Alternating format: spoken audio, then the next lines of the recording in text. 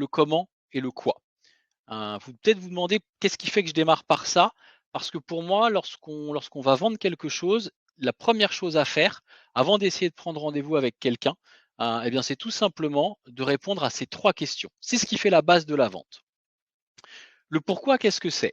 C'est avant tout d'essayer de déterminer quelle est la cible, à qui est-ce que je vais m'adresser, à qui est-ce que je vais vendre. Mais qu'est-ce que je vais vendre à quelqu'un? C'est répondre également à la question de sa mission. Pourquoi est-ce que j'entreprends? Pourquoi est-ce que je suis à mon compte? Quelle est ma réelle mission? Par exemple, si je prends l'exemple de ma mission chez IoTeam ou juste moi de ma mission personnelle, moi ce que j'ai envie c'est de transmettre pour pouvoir offrir de la liberté. Je pense que quand on maîtrise la vente, on a la possibilité de pouvoir entreprendre. Et donc je pense que quand on veut développer son propre business, si on ne sait pas vendre, ça peut être compliqué. Et la mission d'IoTeam, c'est d'accompagner les candidats et les entreprises ou toute autre personne à améliorer leur performance commerciale. Parce que je crois que pour pouvoir développer sa structure, ce qui est important, c'est de pouvoir la développer commercialement. Quand on entreprend, il y a aussi des choses qui vont se mettre, qui vont venir se lier à la mission qu'on va avoir, et que notre cible va ressentir, comme par exemple nos valeurs. Ça, c'est l'une des questions à se poser. Quelles sont mes valeurs? Qu'est-ce qui fait que j'entreprends? Sur quelles valeurs est-ce que je vais pouvoir m'appuyer? Et puis, quelles valeurs est-ce que je vais avoir en commun avec ma cible? Et puis, il y a un autre élément, le dernier, qui sont mes croyances. Quelles sont les croyances que j'ai? Est-ce que je crois, par exemple, que lorsque j'appelle quelqu'un, eh bien, je le dérange? Est-ce que je suis convaincu que mon offre est la meilleure du marché? Est-ce que je crois? Toutes ces typologies de croyances, eh bien, faut avoir y répondu. Donc, en synthèse, la première question à répondre, c'est: pourquoi est-ce que je fais ça? Quelle est ma mission? Avec quelle valeur est-ce que je le fais? Avec quelles croyances? Et auprès de quelle cible? Une fois qu'on a répondu à cette question, eh bien, on peut passer à l'étude justement de sa cible. Une cible, ça se définit. Je vous ai mis quelques termes, je vais les détailler là, mais je pense que vous pourrez déjà retrouver pas mal de choses, rien qu'en tapant sur Google. La première chose à définir, c'est ce qu'on appelle l'ICP. Pareil, encore un anglicisme, vous me pardonnerez, c'est l'Ideal Customer Profile. L'idée, c'est de cibler. À qui est-ce que je m'adresse? Est-ce que je m'adresse aux entreprises? Est-ce que je m'adresse parmi les entreprises aux TPE? Aux PME, aux grands groupes? Est-ce que je vais avoir un secteur géographique qui va être donné? Est-ce que je vais plutôt avoir une dimension B2C? Déjà, à chaque fois, faire ce distinguo-là. Je suis sur du B2B, je suis sur du B2C. Quelle typologie d'entreprise? Quelle typologie de B2C? Une fois qu'on a déterminé son ICP, on peut descendre ensuite sur ce qu'on va appeler le persona. Le persona, qu'est-ce que c'est? Eh bien, c'est à l'intérieur de cet ICP de définir très clairement la personne. Si je prends sur ma partie, par exemple, recrutement ou formation, moi, mon ICP, ça va être des TPE, des PME et des grands comptes qui vont être sur le territoire national, donc en France, qui vont avoir des commerciaux et donc que je vais pouvoir accompagner en recrutement ou en formation. Mon persona, qui est le cran juste en dessous, ça peut être le fondateur, le CEO d'une structure, ou bien ça peut être le directeur commercial d'une entreprise et parfois un chef des ventes. Mais ces personas, ils doivent tous découler de votre ICP. Et tout ce ciblage, vous pouvez le faire au travers de 2 outils. Une étude de marché somme toute classique. Je vous le dis parce que parfois, il peut y avoir aussi des personnes qui entreprennent, moi je suis plus orienté B2B, mais des personnes qui entreprennent en B2C, qui vont, je ne sais pas, ouvrir une maison d'hôtes. Eh bien, l'étude de marché va être également très importante. Et vous avez un outil que je vous invite à utiliser qui est assez simple, qui est un outil matriciel. Ici, j'ai mis l'acronyme BMC, mais en fait, c'est le Business Model Canva. L'idée du Business Model Canva, en fait, c'est de pouvoir déterminer votre activité clé, votre proposition de valeur, le segment client, les ressources dont vous disposez, les partenariats que vous allez avoir. Vraiment, je vous invite, avant de vous lancer, à bien définir tous ces éléments. Votre pourquoi, votre cible. Une fois que vous avez fait ça, eh bien, vous allez pouvoir déterminer votre offre.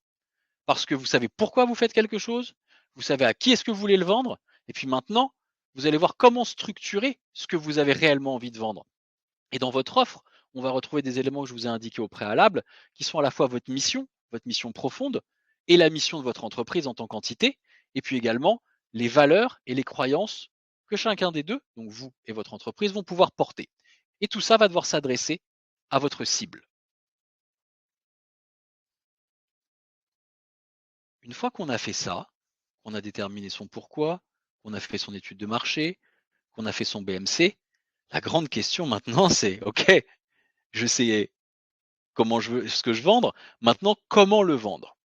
Heu, pour moi, dans la vente, on va avoir 4 canaux majeurs pour l'acquisition client. Le premier, c'est le réseau. Heu, pour moi, c'est le canal d'acquisition le plus puissant. Le réseau, qu'est-ce que c'est? Eh bien, c'est toutes les personnes que vous avez autour de vous.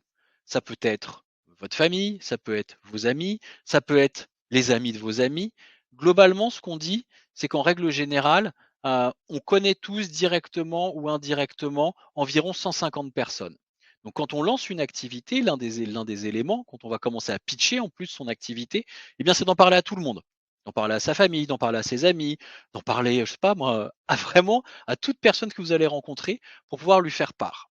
Et dans ce réseau, il y a une sous-catégorie qu'on peut également utiliser qui est extrêmement puissante en vente, c'est la dimension de la recommandation.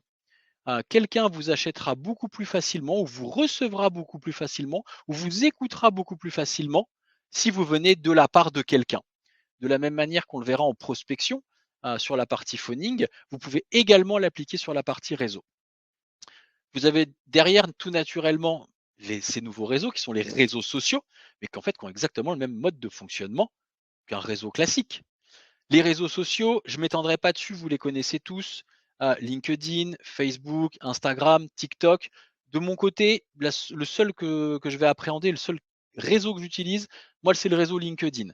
Là-dessus, je ne vais pas m'étendre, mais je vous invite à avoir un profil clair et de la même manière à vous adresser correctement à vos cibles. Et on va le voir, LinkedIn et la prospection téléphonique, le cold call, peuvent avoir un lien. À vous de savoir, je vous expliquerai derrière comment faire le lien entre les deux.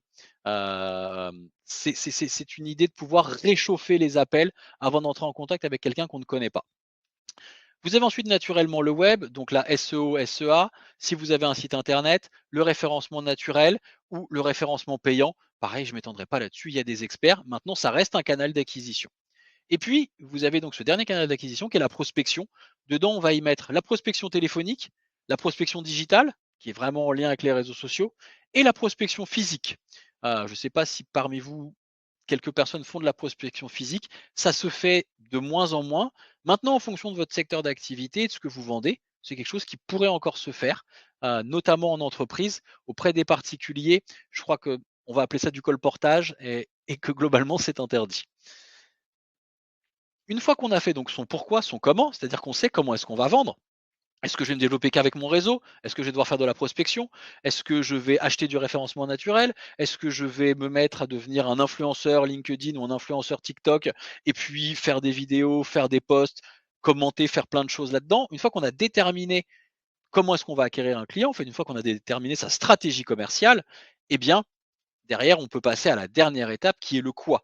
Le quoi, il résulte de tout. C'est-à-dire que le quoi, c'est juste le résultat du pourquoi plus du comment.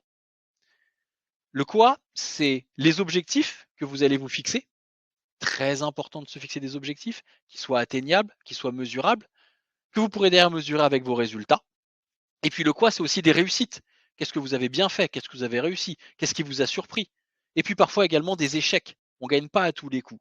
Et à un moment, quand vous aurez quelques temps d'expérience, ou même assez régulièrement, vous faire des auto-feedback en vous posant, en réfléchissant à qu'est-ce qui fait que j'ai gagné cette affaire, qu'est-ce qui fait que j'ai perdu cette affaire, vous permettront derrière peut-être de revoir vos objectifs et donc derrière également de revoir vos résultats. Donc en synthèse, avant de commencer à vouloir vendre, il y a 3 premières étapes à faire, le pourquoi, le comment et le quoi.